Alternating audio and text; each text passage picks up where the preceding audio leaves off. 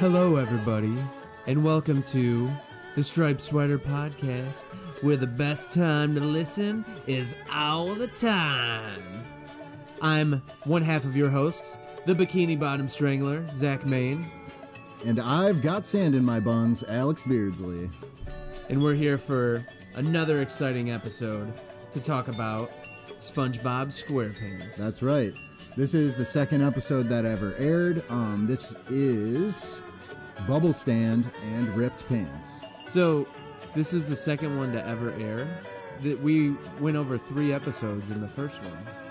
Right, I just mean the second set of episodes. Oh. You know what I mean? Yeah, half-hour blocks. Yeah, half-hour blocks. That's like, in my head, when I think of an episode, it's like 2 episodes. Yeah, you know? I mean, that's why we do it like this. Exactly. So we got Bubblestand and Ripped Pants, 2 classics, 2 that I would say have aged really well and are still fun to watch. The original air date was July 17th of 1999. We were just a couple of boys, probably 7 years old, going swimming and playing baseball or what have you. Yeah, that's what boys do, right? That's what I did in the summers, but definitely not playing video games and tag. I did play quite a bit of video games and also watched quite a bit of TV, as I probably watched this episode back in that summer. So anyway, let's jump right in to Bubblestand. The runtime is 11 minutes and 4 seconds. Storyboard director Ennio Torreson. Storyboard artist Eric Weiss. Written by Ennio Torreson, Eric Weiss, Stephen Hillenburg, and Derek Dryman, and Tim Hill. 5 writers on this episode. Animation director Tom Yasumi. Creative director Derek Dryman. And according to the wiki, this will be Stephen Hillenburg's last credit as a writer. Oh, wow. So never again would he be credited as a writer. That being said, he was always involved in the show up until the first movie. So seasons 1 through 3, he was there creatively the whole time. But he wasn't specifically a writer. Yeah. You know, got to give the young guys pops. Well, I think that's generally how it goes with people who create a show. It's like they write a few episodes and then it's kind of like, now we have this established. You guys do it. I'll kind of oversee everything and okay everything. Yeah, and, you got to put over the boys, really. Exactly. You got to put the boys over, and you gotta pop the boys. Yeah, you do. It's funny because, like, if a wrestling fan listens to this, they'll get the references, but the rest of people would be like, what? And we haven't even talked about our wrestling background yet. I know, and it's kind of like, how do you even really do that? Like, how do you bring it up? Do we do it now? Are you, the listener, curious about Zach and I and our ties to pro wrestling and how we became friends? Probably not. Probably not. That being said, I met Zach when I decided to become a professional wrestler. He had already been training and had had a few matches when I met him. That occurred at the House of Truth Wrestling School. When did you start? Michigan. I trained in the summer of 2016 with a fella by the name of Travis Titan. If there's any indie wrestling fans listening, I highly doubt it. But if you happen to be listening, Travis Titan is a name you potentially recognize. Oh, yeah? Well, I trained with the infamous Hyena Matt Hagen. Yeah, I mean, also a name that is known in the area. And Mental Mitch Bieber. He hates it when you call him that. I thought he was the boy kisser. Yeah, that was his early thing. Yeah. I love Mitch. Mitch, if you're listening, I love you, bud. But we became friends pretty instantly. We had quite a bit in common, obviously being wrestlers and being interested in video games and cartoons and just having 90s things. And literally being born, a week and a half apart from each other? Like, you were, the 14th? And I'm the 6th of our respective month and the same year. I won't divulge that information for whatever security reason. Yeah. So we're very close in age, and we just hit it off and became best buds. Yeah, and we are, and for a while, we were a tag team. Yeah, we just got matched up one time, and we were like, you know what? This is cool. This kind of works. This. Yeah, this kind of works. We're buds, and, we've been buds ever since. And, things happen, things change. We haven't really been tag teaming much recently around the Michigan scene, but who's to say what can happen in the future? Right now, we are the official SpongeBob podcast tag team of the universe. So that counts for something, I think. But I think that about does it, right? Yeah, no, that's cool. We can talk about it more in the future, I think, Yeah. now that the audience knows. But if you listen and you have questions on something we're saying, or you just want to give us a shout out, we'll put some information after the show where you can contact us. Yeah, we've got Twitter and Instagram and all that stuff. Hit us up, because we're just two regular dudes who just kind of live irregular lives, if that makes any kind of sense. My ears are pretty regular. I mean, they're a little goofy, but Oh, it's hard to live the regular eared life. You are a son of a bitch. Do you know that? I've been told. Let's jump into it, Zach. Are you ready? Aye, Alex.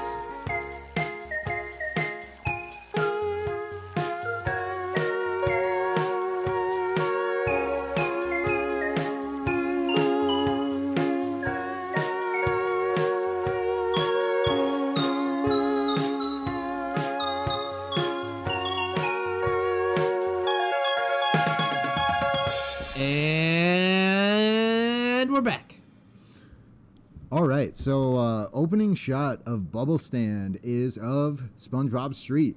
And it's a pretty common thing where it's back behind the rocks. Yeah, like back really behind far the out rocks. rocks, and they kind of open up. I really love in the first episode, Help Wanted, how they use real life like photographs Yeah. in the same way, but in future episodes they always animate it. Totally fine, but I love that aesthetic. And they do, in the future, I know they do stuff with actual photographs, and I love that about this show.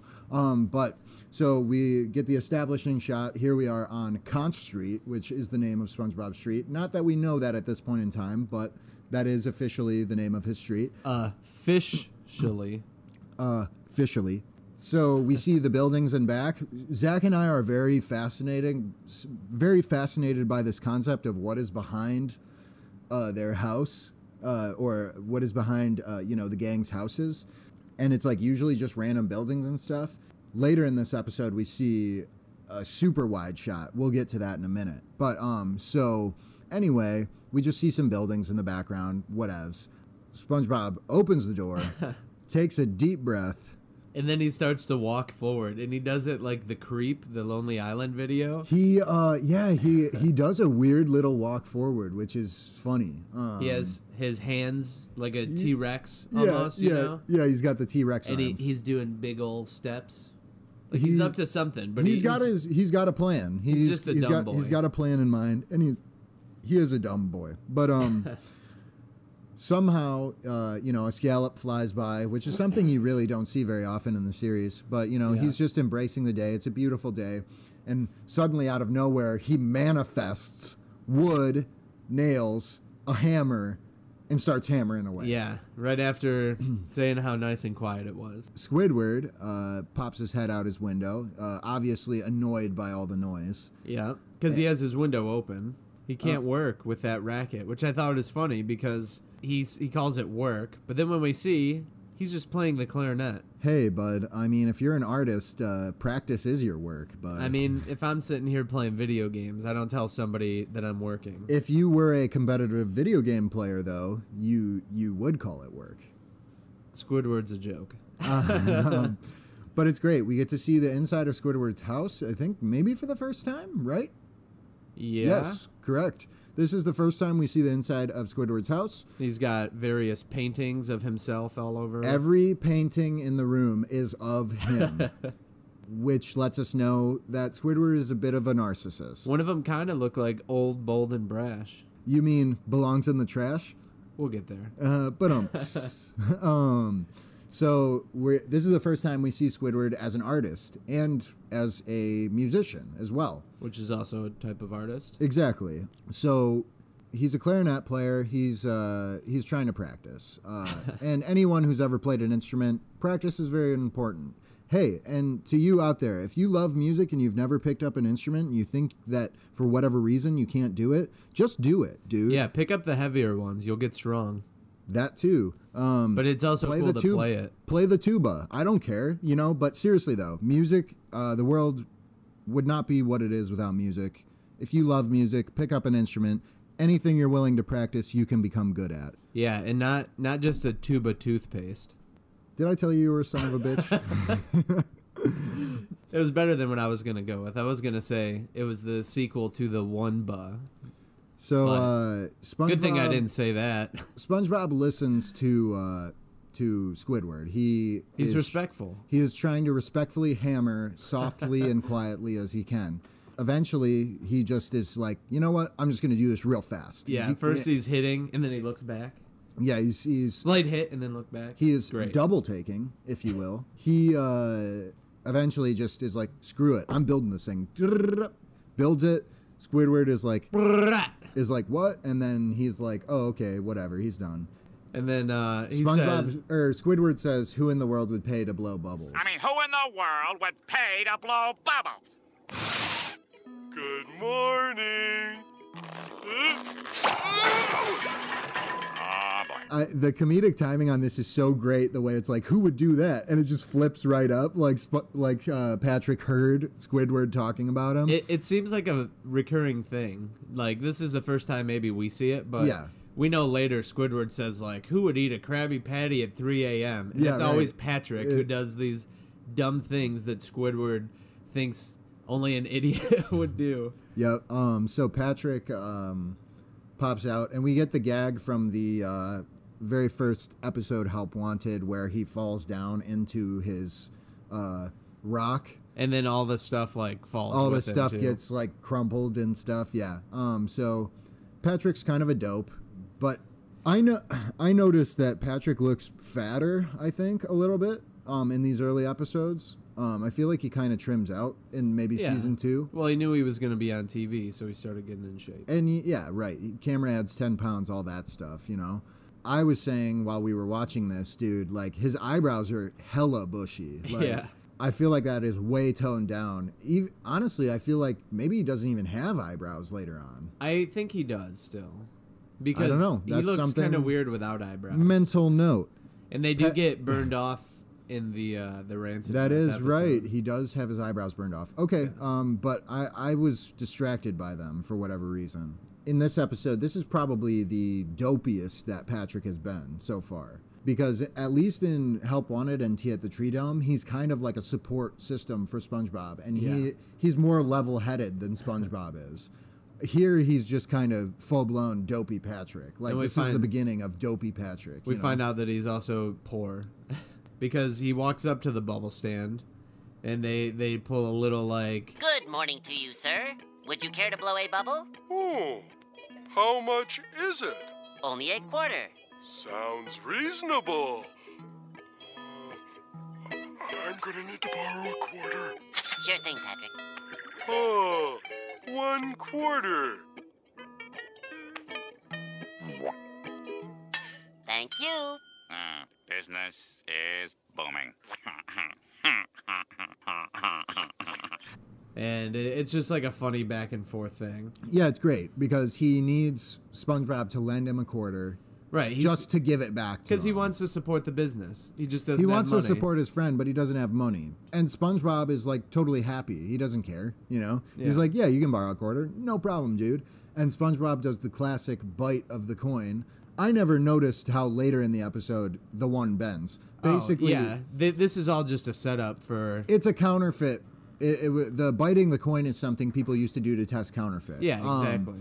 I actually looked this up because I was curious. It originated because back when gold coins were used, gold does not have a metallic taste. I don't know if anybody listening has ever eaten gold, but gold can be used for a garnish. It's used in vodkas and things like that.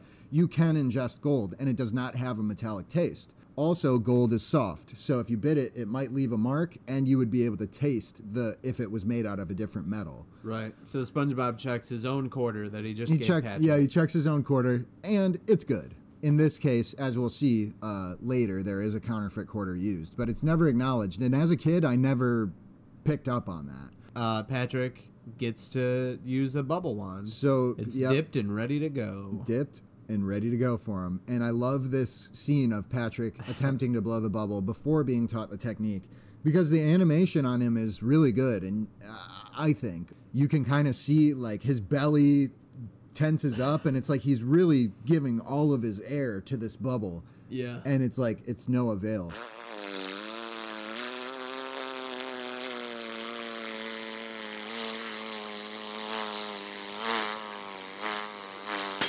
It's funny. It seems like no one really knows how to just blow without getting their lips in the way Yeah. in this episode. It's like they're playing the trumpet. Right. Exactly. By the way, Zach and I both are accomplished trumpet players. Yeah. Humble brag. Yeah. Weird flex, but It's okay. weird. This is why we're friends, though. At this point, SpongeBob realizes that Patrick needs some coaching. But he's And just sitting there with a big smile on his face because he's a businessman. he's now. he's an entrepreneur. Yep, and he knows his market. So as he sees him struggling, he puts on the sign that says lessons, and it's also 25 cents. So he offers some lessons. Patrick needs to borrow another quarter, correct? Yep, and when he takes it, he doesn't bite on it this time. SpongeBob teaches Patrick the technique. Okay, Patrick, it's all in the technique. First go like this. Spin around, stop. Double take 3 times. 1, 2, 3. Then pelvic thrust. Woo! Woo! Stop on your right foot. Don't forget it. Now it's time to bring it around town. Bring it around town. Then you do this, then this, and this, then that, and this, and that, and this, and that, and then... SpongeBob blows bubbles that look like ducks, and then they quack when they explode. He spins around some more. There's a big cube, and then a big centipede-type monster. I would call it a caterpillar. Oh, yeah, caterpillar. And then It almost looks like a Wiggler from Mario? the Mario series. It has the same. Yeah. It's each bubble. It's like a ball. You know, that's Yeah. the way the Wiggler. You'd have to is. jump on each one to kill it. Right. Super Mario Sunshine. You know, Super Mario 64. No big deal. Tiny Big Land or whatever it's called. That's the one that has Wiggler in 64. I know. Yeah, I'm an accomplished Super Mario 64 speedrunner. We'll just humble brag everything I the never, whole time. I never did speedruns, but I have completed Super Mario 64, all 120 stars. I want to say I did that probably back in 2014, which was just a childhood thing. It's funny because I've beaten the game hundreds of times and I've never collected every star. Wow. Even as a kid, I think I was stuck at like 112 or something. I've done something you haven't done in Super Mario 64. Yeah. That's amazing. Even though I've beat it in 21 minutes. You do the 16-star runs? Yeah. Yeah. Very cool. I do a bit of speed running as well. Check speedrun.com, Diddy Kong Racing. I am on the leaderboards in 10th place on a few tracks. Didn't we play before? DKR? Yeah. I'm good at that game. That's a game I could probably beat you at. Are you good at that game too? We'll get there. We'll stream it. All right. So then SpongeBob blows a bubble that looks like a boat. And it's funny because when it pops, it makes a big foghorn noise. It makes the same noise his alarm clock makes. It does. But Squidward's reaction is he goes, huh? And he tries to like shake out his clarinet like it made the noise. Like he did that, right. Yeah. Good gag. And then SpongeBob blows a...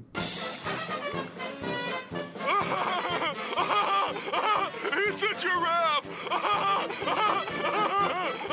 Yeah, so... But it's clearly an elephant with circus music behind Which is it. why it's so good, right? An Yeah. elephant with circus music, and this is yet another clue to let us know that Patrick is kind of an idiot. Yeah, and then he's just laughing the whole time, annoyingly, as it's floating towards Squidward's house. I would say, yeah, this is the first episode where Patrick is like straight up dumber than SpongeBob. Yeah, because Like, SpongeBob sees and he's like, oh shit, it's going into Squid's SpongeBob house. is aware that this is not good, right? Yeah, and Patrick just keeps laughing the whole time until it explodes.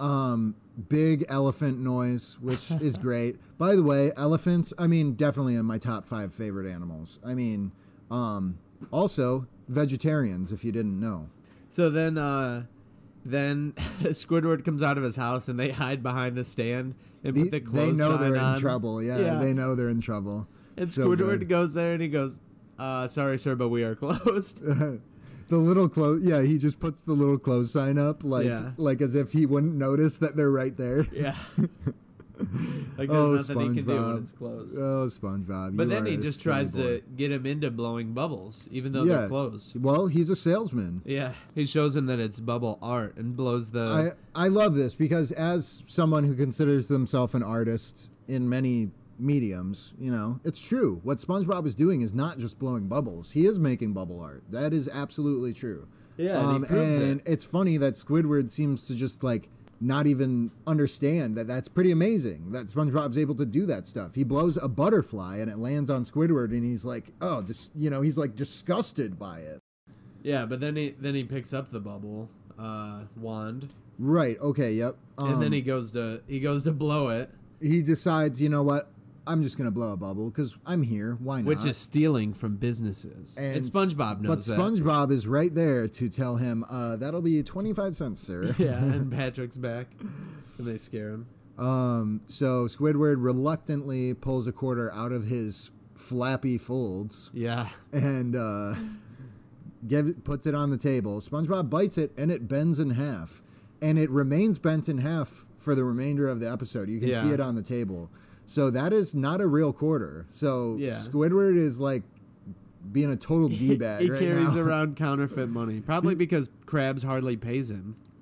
That's actually a good point. I bet you Mr. Krabs pays him in counterfeit money. Yeah, no, that's He true. gives him counterfeit money. Here's your money for the day. SpongeBob just had it saved up, maybe. Wow, we just got this episode has layers. So yeah, he puts all his might into it with his big red cheeks, and it just kind of falls to the ground, and it makes a fart noise. It farts, yeah, it's good. He pulls out more quarters. I'm assuming they're all counterfeit at this point. Yeah, but they never get SpongeBob's checked. not checking. I mean, he's making profit one way or another because he gets to watch Squid struggle. So Squidward is struggling so hard, he really believes he can blow a good bubble. So but he just keeps trying, and they're bad, and he puts more trash. quarters. He is absolute trash at blowing bubbles. And in the background, SpongeBob and Patrick are just like... Spin around like this. Technique. Over here. 1, 2, 3. The pelvic woo! Look, I'm doing the technique. Don't forget the woo! That's honestly like runner-up for line of the episode because it's the pelvic thrust, but you say woo while you do it, and Patrick is an idiot, so he says, do the pelvic woo. Yeah, so then he's like, oh, technique. And then he does the technique, and then you do this, and then you do this. He does it. And it's funny, when he does the weird shapes, how SpongeBob does, he almost does the exact same shapes. He does a triangle and with everything. himself through it and everything. Yep. And I mean, it makes sense because I believe cephalopods do have rather good control over their body. Like octopi can really like mold their body to fit. They can like through any small hole. Yeah, they can. It's incredible. Undersea life. I know we said this in episode 1. Undersea life blows my mind. So Squidward is doing the technique. He freaks out and accidentally blows a hugie by screaming. He's screaming into that wand, and it is just a total huge bubble. And suddenly he's like, "Oh yeah, I did that because I'm Squidward and I'm great at everything." They're saying Squid is number 1. Yeah, they start chanting for him. So he goes back to Squid's got jeans. Squid's got jeans, even though he doesn't wear pants. Squid does got jeans. That's actually why that joke is funny, because they say jeans, and as a kid you wouldn't really understand what jeans are, so you'd be like, he doesn't even wear pants. What are they talking about? Yeah. So not many people do. It's mostly shorts. Even though his name's SpongeBob SquarePants, they're actually shorts. Are shorts. Yeah, you're right. That's interesting. So anyway, Squidward is so like stoked on himself. He's like, I'm gonna go play a little ditty, and he heads inside. He does. He's doing it well. He is. This good. In my recollection, this is the best Squidward has ever sounded on the clarinet. Even in his dreams. This is better. I know. In the dream, he's terrible. He's always terrible. He's always even when he plays on SpongeBob. He's always hitting the wrong note. Always. This ditty though sounds like a real clarinet ditty. And he stops in the middle of it to say, "I rock." He's really feeling it. Good. It's so good. Squidward is on cloud 9 right now. Squidward. They are just continually chanting outside, and Squidward is feeding off that energy. And I like how they're, the bubble starts to come back, the giant bubble. The bubble looms back towards Squidward's house, and he's got something in that house that attracts bubbles, because this is the second time a bubble has just randomly gone towards his house. Takes his house up in the air, and it's funny because they go from Squidward to Squidward, and they're trying to warn him instead, but he doesn't know because he can't tell the difference, right? And he's drifting away totally unknowingly. After Squidward finishes his little ditty on a high note, he looks out the window to acknowledge his marveling fans, and we see things from Squidward's point of view. Yeah. Which is an extremely interesting shot because, as I mentioned earlier, Zach and I have this weird fascination with what is behind SpongeBob, Squidward, and Patrick's houses. We always see these random buildings, houses, so to speak, in the background with no roads going up to them or anything. Earlier in this episode, for a split second, you can see a road running behind their house in one scene. Yeah. But once we have Squidward's point of view and he's in the sky, we get a whole view of what their street and surrounding area looks like. And we see that it actually goes around in a big circle. It looks like Squidward and SpongeBob's and Patrick's house are all kind of on the outskirts of town. And we see a giant bottle with a cork in it. That looks like that's some sort of landmark or building. We see an arch. For whatever reason, I think of the Krusty Krab to the right of SpongeBob's house, stage right.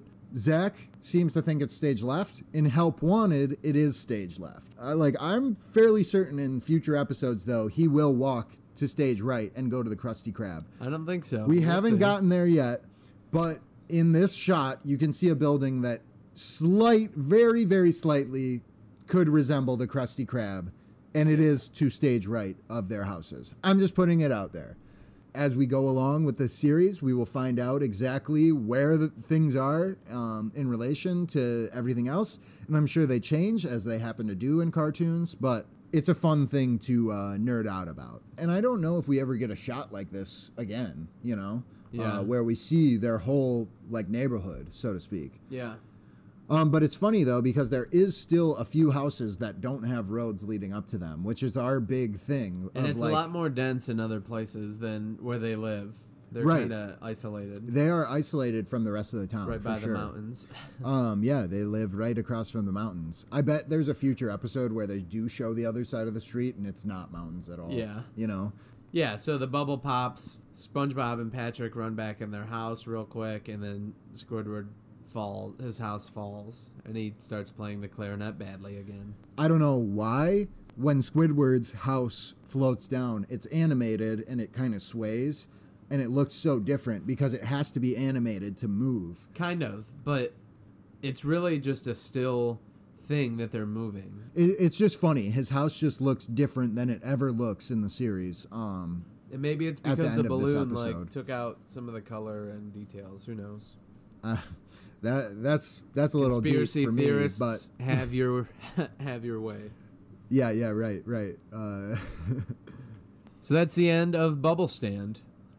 Pretty good episode. Definitely one that's memorable. Good times. Yeah. So, episode 2B. Or not 2B. Ripped Pants. Runtime, 11 minutes and 2 seconds. It seems like that's kind of the norm. I don't know if runtime is really that important, but it's important to me, so I'm going to tell you about it. Storyboard director, Paul Tibbitt. It's misspelled here. It's Paul Tibbibit. Storyboard artist, Mark O'Hare. Written by Paul Tibbitt, Peter Burns. Animation director, Edgar Larrazabal. And creative director, Derek Greiman. Which, of course, is a Jamaican man who hates getting wet. Yep, as we've already established. We know this. This is... It's fact. I'm just going to go on record and say this is probably my favorite episode of SpongeBob SquarePants. And let me tell you why.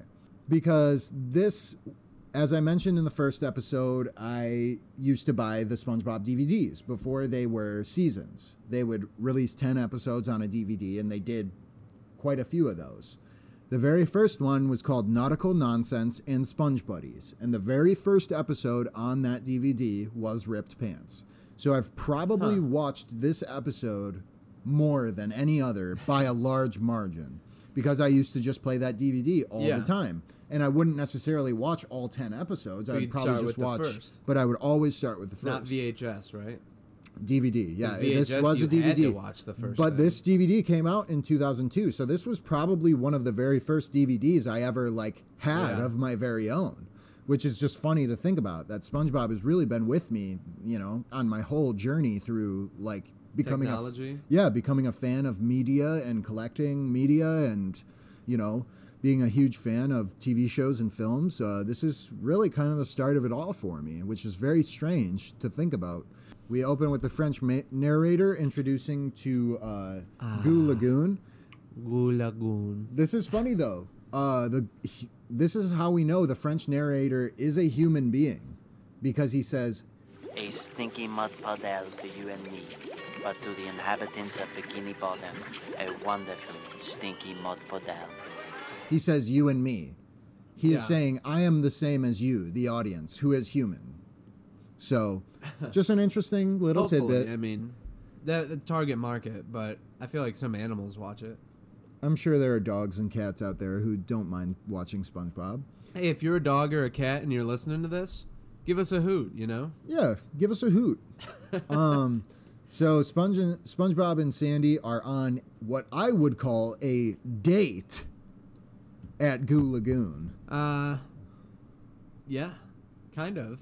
See, they are just hanging out, but it is... I am of the mindset, I know that this is an innocent children's show, but and this episode backs me up more than any other one, I would say. SpongeBob is interested in Sandy on a girlfriend type level. It's those cheeks, man. And those cheeks. Damn. Oh, man. So SpongeBob opens the episode, doing his trademark, making Sandy laugh as much as he can, because he wants to make her laugh. He wants her to like him. And have sex with him. Right? That's where you're getting at? I don't know. I mean, we're not going that far. I'm just saying that there is more. They're not... They can't, just innocent friends. They couldn't even kiss if they wanted to, because they only exist in areas where one of them has to have a helmet on. It's so ridiculous. Oh, yeah. It's like Romeo and Juliet. Oh my gosh. This episode has layers too. Damn. Yeah, so he pours a bunch of sand on him and says, "Look, I'm Sandy." I just want to say, SpongeBob is on fire with the zingers here, and he is a fucking wizard when it comes to sand artistry. Yeah, because next he pretends to be Squidward, but he doesn't say who he is. He says, "Hey, Sandy, who am I?" And she knows because she thinks it's funny. So she does know Squidward at this point. This lets us know that Sandy has been introduced to Squidward at some point. Yeah. I assume SpongeBob probably invited her to the Krusty Krab or something like that. Or to his house. Or to his house, right. We never see the official meeting of Squidward and Sandy. So And it's funny because later there's a whole thing too where Mr. Krabs acts like he doesn't know Patrick. Right. Yeah. Even though he should, because Patrick apparently pays him money and works for him. Yeah, but we'll get there. Interesting. It's funny because the phone rings, right? He makes a small phone out of sand. So theoretically, SpongeBob is on the line. Yeah, calling Squidward. Because Squidward says, "Could you keep it down? I'm trying to be boring." And Sandy is cracking up. Then he does the pizza gag where he has a big stack of pizzas, a la Home Alone Part 1. Yeah. And he's got his Krusty Krab hat made out of sand, which is funny. Was it a Krusty Krab hat? It is. Okay. I mean, it's made out of sand, but it's the Krusty Krab hat. Right, but they didn't make pizza at this time. Yeah, right. Which does exist. Right. We are to assume that pizza exists in Bikini Bottom. Yeah. Because everyone knows, Sandy knows what pizza is, SpongeBob knows what pizza is, and they haven't even, the pizza episode didn't even happen yet. Yeah. Although it is worth noting that the very first idea for an episode that Hillenburg ever had was the pizza episode. Right, yeah. So, and it's funny, too. It existed in their minds already. I never really thought about this, but where do you think the meat from the Krabby Patty comes from? Sea cow. But we never see them. Manatee. Probably. That's a sea cow. Yeah, they're endangered. That's why the Krabby Patty's so good. Holy shit. So anyways, this big red fella, odd-looking guy, comes up, and Sandy already knows him. It's Larry, the lobster. This is Larry. Yeah, and he just invites them to go lift weights. Guys, wanna go lift some weights? Sure. Well, come on, SpongeBob. Coming. And he actually grabs Sandy by the hand, Hey, Sandy. grabs her by the hand, helps her up, and they go walking off together. Which is dangerous, because if he cut open her suit, she would be full. Oh my gosh. Those are sharp. I didn't even think about that. My oh my. So anyways, SpongeBob's sand all deflates, and he's got some game now, some competition. He's jealous. He is jealous because Larry is imposing a threat on his girl. Why else would he be jealous? Exactly. I think they go to what I think is Muscle Beach later. Yeah, they it's not named in this episode, but later it would be called Muscle Beach, which of course is a pun because of the critter, the mussel. Yeah, and it's a place in Goo Lagoon. California or Florida? Muscle Beach, right, yeah. Yeah. Muscle Beach, California, yeah. Yeah, that's what I thought. Venice Beach, I think, is where Muscle Beach is. Yeah, and I it's don't know, just- I'm not an expert No, actually, on California. Yeah, I have seen it, actually. I don't know why I was guessing. It's where, like, Hulk Hogan and people used to work out. That's Yeah, why and Hulk people Hogan was from Venice Beach, California. People still go there to work out in public. Yeah. Super weird kind of thing, but whatever. Weird, but also I understand it kind of motivates you in a weird way. Yeah, but you gotta be big. Right, you and got to be fit. big, you got to be strong, you got to be lifting at least 200 pounds on every exercise, probably. So they go there, and there's a bleacher full of people watching, which isn't how it actually is. Out there, you just kind of walk around and see the people. I don't know. I'm pretty sure. Have you been? Yeah.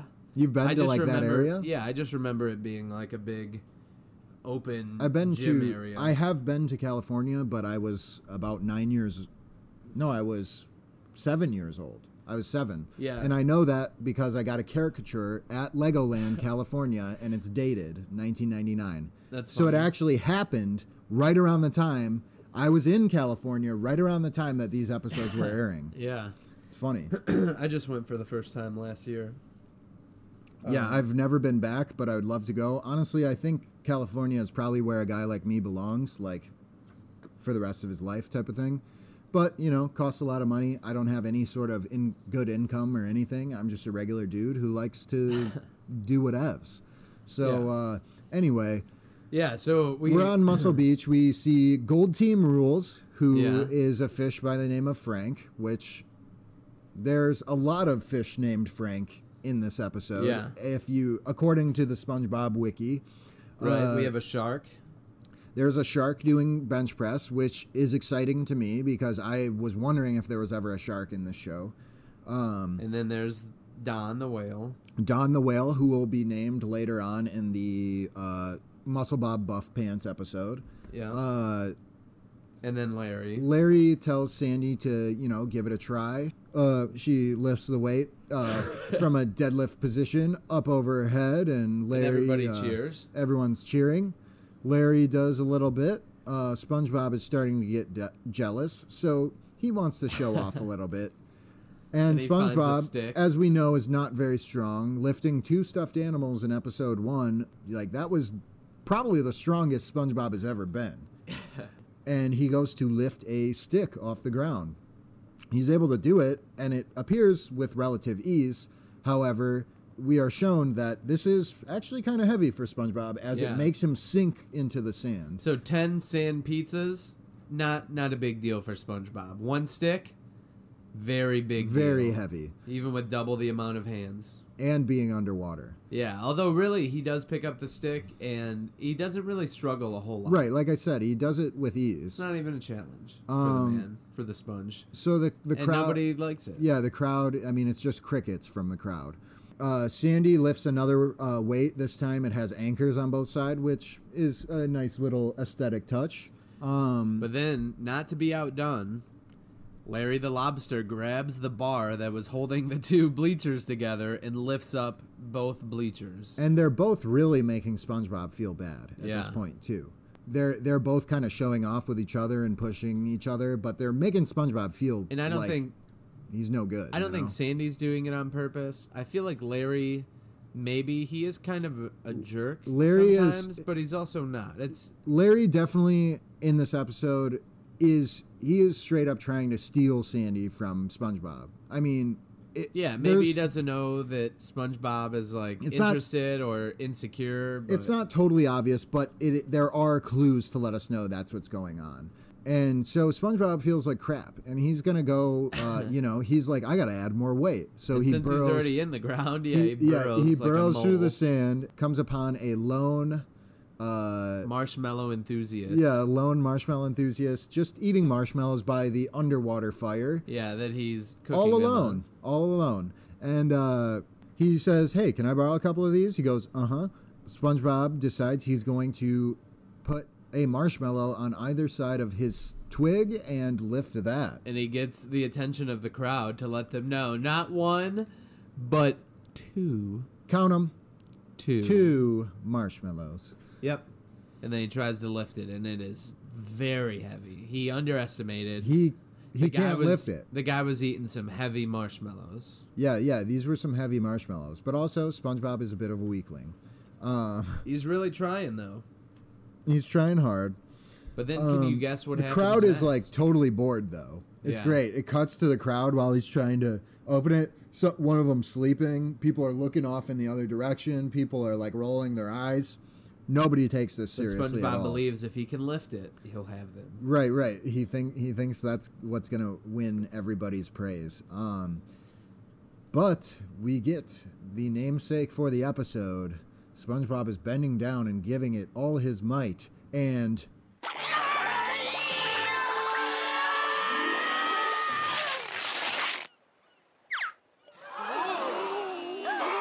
He rips his pants. and it's great. We get an extreme close-up of his face, and his eyes pan down to, like, his tuchus, and everyone gasps. SpongeBob turns around and, like, bends over to show everybody the rip, and he's, like, looking, and then he becomes bashful. He, his cheeks get red, and there's a good little animation of him sweeping across the screen, like shuffling across the screen. Yeah. So he's totally embarrassed at first. Everybody's just dying of laughter. Everyone, even Sandy. Literally the whole beach saw this occur and is like rolling on the floor laughing. And SpongeBob is really down about it. Yeah, he thinks everyone's laughing at him. But our pal Scooter, the fish, is there to let him know, we're not laughing at you, Sponge. We're laughing with you. Dude. That was too funny. You are hilarious. So he spends the next few shots just doing various activities and ripping his pants. Like playing volleyball, where he can't even hit the ball with his hand. Every time he hits it, it just falls down. But he rips his pants, and everybody thinks it's great. Yep, he's doing the volleyball gag, and it's funny because it's clearly SpongeBob is, like, thinking ahead. He's like, how can I make it seem like I'm just going about my business, but actually rip my pants? Yeah, especially with the next one, because he asks Sandy to throw him a Frisbee. She throws it under her leg like it's and one Frisbee time. Yeah. And instead of putting his hand up to catch it, he puts it down on purpose so he'll fall over. Yeah, he has it up, and then he's like, yeah, I'm just going to put this down. And it's funny, because you can only see him and Sandy here. He asks her for help. She runs over. It's still just the two of them. Yep. And then she gets him up. And, SpongeBob, are you okay? Yeah, I'm fine. Except I ripped my pants. And then everybody's around, and they're just laughing. They love it. He, like, does, like, a handstand, too, and rips him right in her face. Classic Bob. So then they go to the ice cream little stand. The snack stand.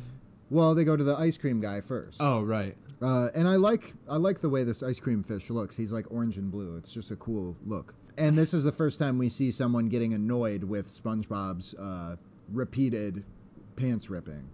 Yeah, because this guy looks like he hates his life anyways. Yeah, right. He looks okay at first, but he gets annoyed. Afterward. He gets annoyed with SpongeBob. And then they bounce away to the snack stand here at Goo Lagoon. And he just runs up to the guy. So good. Yeah, he is like totally like he is like high with this this comedic. He thinks everyone loves him. Like he is like, everyone loves me. I got to do this everywhere. He runs up to the guy and knocks his drink over and everything. Yeah. Just to say, is that a burger you're eating? Yeah. Which is funny because this is probably the first, and if I had to guess, one of the only times we see a burger that is not a Krabby Patty. We can assume it's not. Well, it was made at the snack stand by some weird guy. We didn't see him making it. Although we do see him making burgers It's later. not the Krabby Patty, though. Yeah, it's not definitely not the Krusty Krab. Therefore, this guy does not have access to the Krabby Patty secret formula. But he is making burgers, nonetheless. Yeah, and people are eating them. Yeah, so he says, you know, what everyone would go along with this. Yeah, everyone at the snack stand is getting tired of SpongeBob's shit. Just like the ice cream man. Including the guy making the burgers. Yeah. Delivery! Did you order 20 cases of wrist pads? Ah! And he puts his butt through the box. Yeah. It's just funny. I remember thinking that was funny as a kid, for sure. Yeah. And then it goes to them surfing. They're surfing. The commentator, Perch Perkins, is, letting us know, Sandy's hanging 10 fingers because she's on her hands. Larry doing the layback. Yeah, his trademark layback. Yeah. And there goes SpongeBob ripping his pants again. Super annoyed. Nobody cares. SpongeBob wipes out on the surfboard and washes up on the beach. And we get the appearance of Lifeguard, who, according to the SpongeBob Wiki, is also named Frank. Yeah. Just like Gold Team rules. Yeah, and then probably line of the episode. Personally, I think my line of the episode, I don't know why this is so funny to me. It just is. He pulls out his telescope and goes, Hey, look, a cardboard box washed up on the beach. Holy fish paste! It's a guy! that's hilarious to me. Yeah. And he runs down. We get like the epic like guitar music, and he runs down to supposedly resuscitate him, but he doesn't. He just flips him over, and he just assumes he's dead already. Yeah, and holds him. I think SpongeBob has the X's over his eyes, right? Yep. Why? Why? Why? So This is where it goes really south. yeah, he goes, I need. What do you need? A tailor. because I ripped my pants. And he just throws him down, and Boom. everybody leaves. It's like a big thumbs down from everybody. You just hear the collective groan of everyone who's around. Yeah. And it's like, SpongeBob, yeah, you lost him, bud. Like, and then Sandy comes up. And says it wasn't funny. Y'all had me worried sick. SpongeBob is like down in the dumps. Even Scooter comes by and goes, dude. In a bad way. Yeah. Like, no, that wasn't cool, dude. Like, you were funny before, but now, not so much. So SpongeBob, He's got to get them back. he you heads know? to the changing tent. And he's in there, and he's going over his little notepad, and he's like, Lifting weights, big laugh, frisbee in face, kills, surfing, knocks him dead, pretending to drown. No. it's funny. He's like, come on, SpongeBob, you're losing him. Your public is waiting. He says your public is waiting. So he really fancies himself a comedian. Yeah. He thinks everybody is just waiting for the next joke. Yeah. Like, just waiting for SpongeBob to come And out it's with a that common next thing great that we'll joke. see later in the striped sweater episode. And right, it's true, right. He is a little bit oblivious sometimes. Because when he comes out, he He like, says, hey, everybody. right. And nobody's around. And he Not goes, ripped pants. a joke that doesn't even make sense at all Yeah. and isn't funny. And there's even his pants think it's not funny. Well, because he says, pants ripped off. He rips them off, And he dances around. drops him on the ground, and he goes, We blew it, pants. What do you mean, we? And they get up and they walk away. So good, so good. Although they're also technically shorts. It's good call. I mean, they're swim trunks, if anything. Or they're just really tall floods, you know? And it's worth noting that the pants are what got him popular in the first place. And they're like, screw you, dude. Yeah. You wrecked it. Nobody So, likes us now. He has sentient pants that he was ripping, and they didn't scream or anything either. He must have liked it. And then SpongeBob ponders to himself, am I the biggest loser on the beach? In his underwear, with Yeah. his socks and shoes on. He's feeling pretty down.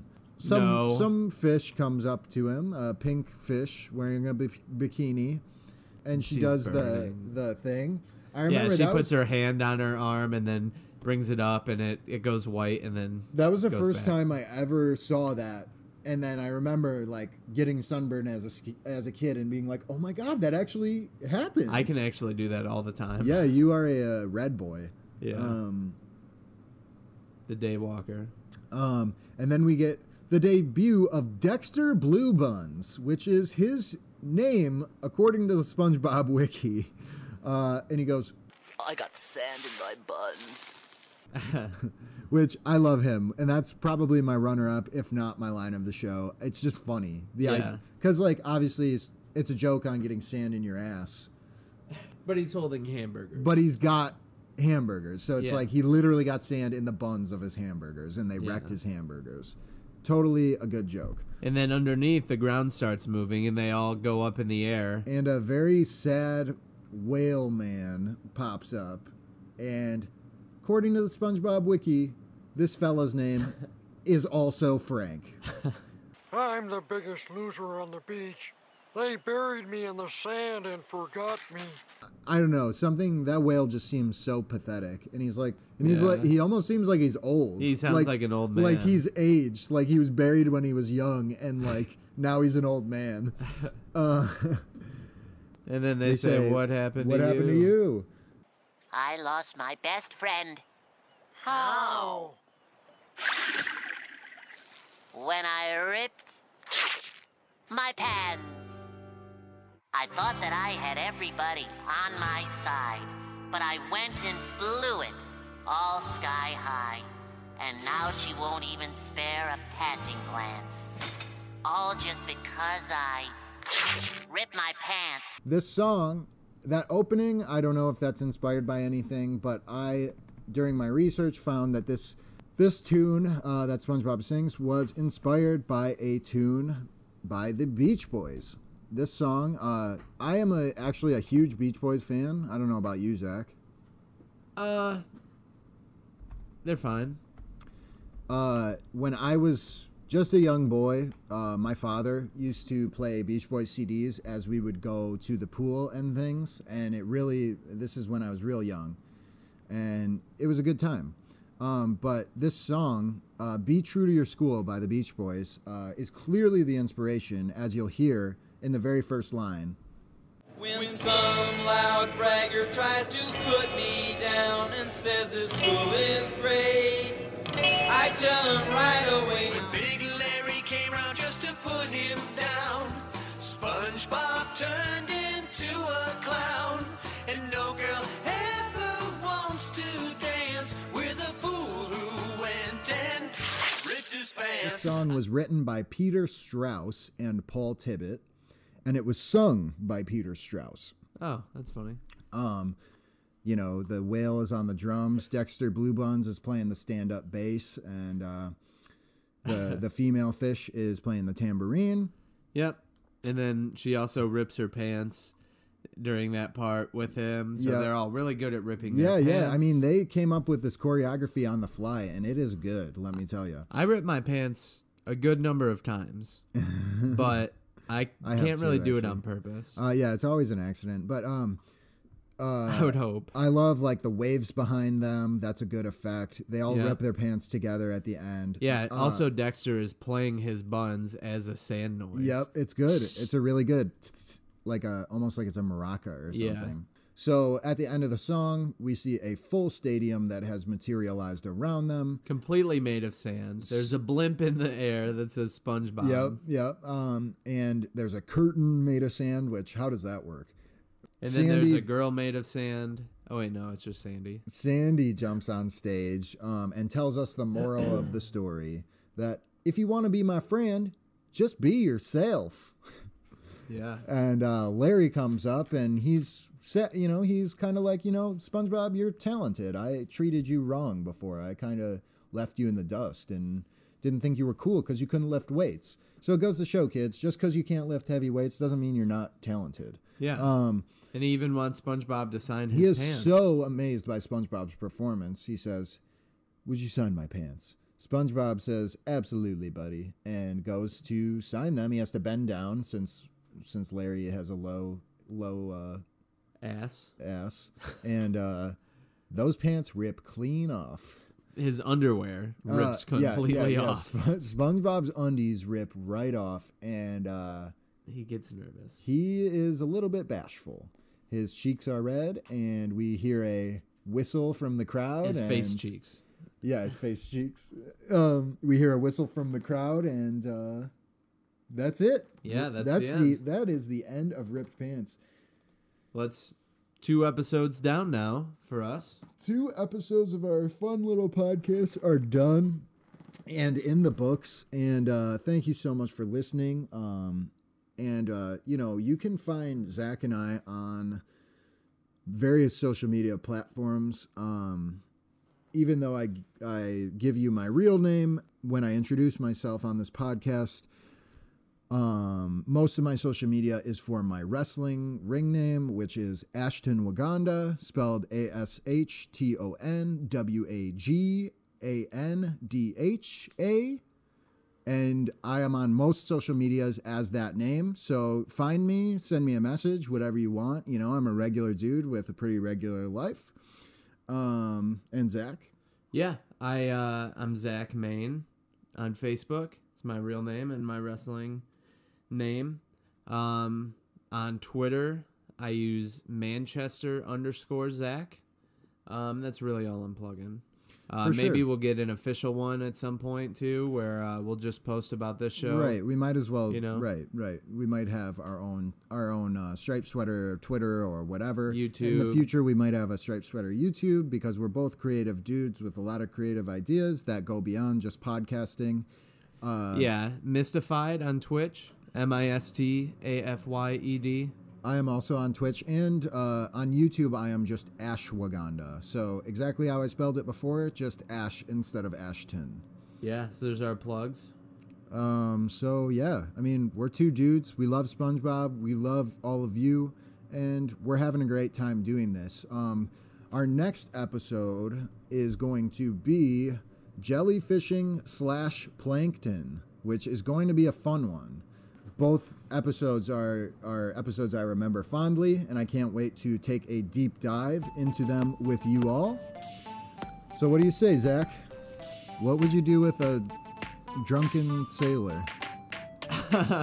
That does it for this week's edition. I've been Alex Beardsley. I've been Zach Main. Thanks for listening to the Striped Sweater Podcast, where the best time to listen is all the time. Later, you sons of bitches. Bye.